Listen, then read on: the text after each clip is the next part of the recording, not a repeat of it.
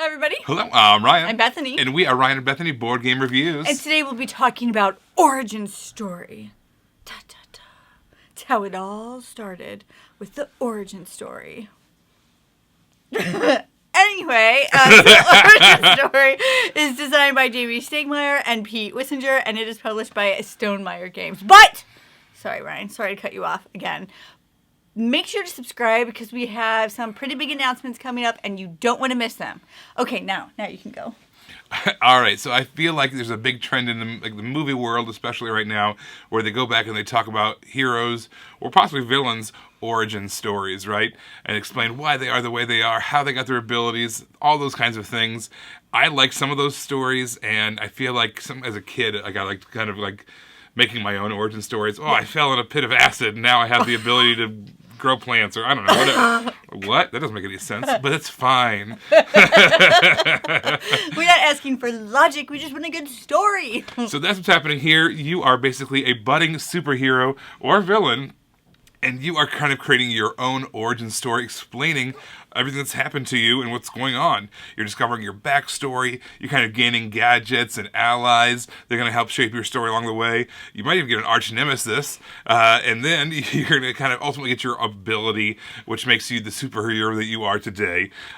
Effectively, this is a trick-taking game. And the trick-taking game happens over 5 rounds. In each round, more and more of your story is introduced. And that story is more and more special abilities. So it kind of starts off as a normal trick-taking game. And each round it builds and gets more and more events and more abilities, more things that you can do on your turn.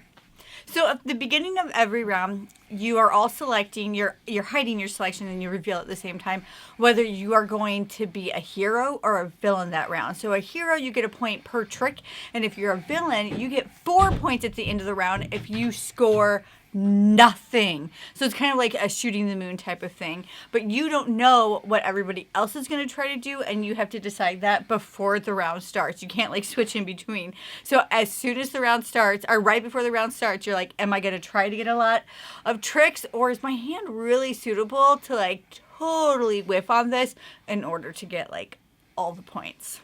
This game kind of spoon-feeds itself to you. The first round, you're kind of just basically playing a very simple trick-taking game. And then each round, one more element gets introduced, one more thing gets changed up. Start getting event cards, all those things happen. And eventually, you have more things going on. But it spoon-feeds it to one more thing per round. So you don't have you start off, boom, here's 5 crazy things to figure it out. You get a chance to kind of build it up. And thematically, you're kind of building your story as well at the same time. So it kind of pairs nicely that way. Yeah, there's also, like Ryan said, you have these, your story is building, so you have these actions that you can take, but it requires stamina. So you have to have stamina in order to take those action abilities. So depending on how much stamina you need, you may be able to activate all of them, or maybe only just a few of them, depending on what they need and what you're trying to do. All right, so the game says it's 1 to 5 players. There's a 1-player mode, which we did not try out. Basically, in a 3 to 5 player game, it's just a normal trick-taking game. And then in a 2-player, you actually have the ability to have a sidekick. So you're playing two-handed. You're playing as yourself as the hero, plus you have a sidekick as well that's taking tricks. But they don't count as yours, even though you're controlling them. So eventually, there's a 1-player variant, a 2-player variant, and then it's kind of 3 to 5, which I like being able to have that option to play 2 players. I do have to say that the 2-player variant totally worked. It's just this game wants you to play 3 or 4 player, and which is true for most trick-taking games. This is not unique in that. It's just one of the things about trick-taking games is that it wants you to play specifically that 4-player count. That's the sweet spot. This game is no different. The 2-player variant worked. It's just the game shines at that 4-player count. This was an okay trick-taking game. I really like trick-taking games. We play a lot of them. And I felt like this didn't do enough different for me. I felt like the difference of it was in the theme, but not necessarily in the gameplay of it. So it didn't do enough that was different for me to want to play this over the other trick-taking games that we own. I love trick-taking games. I think it's part of being a Midwesterner, just playing trick-taking games from birth. So I enjoyed this one, actually. I thought it was really cool.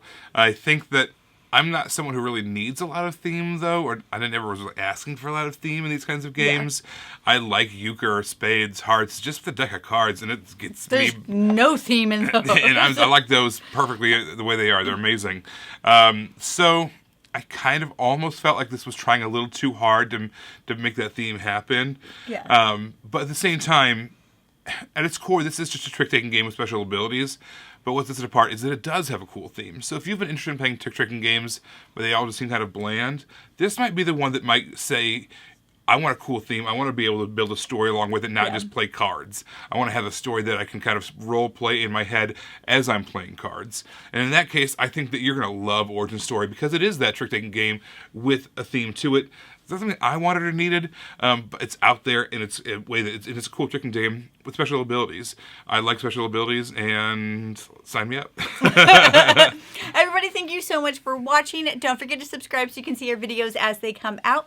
Until then, you can follow us in all of these places. You guys, thanks for watching, and we will see you next time. Bye. You guys, thanks so much for watching.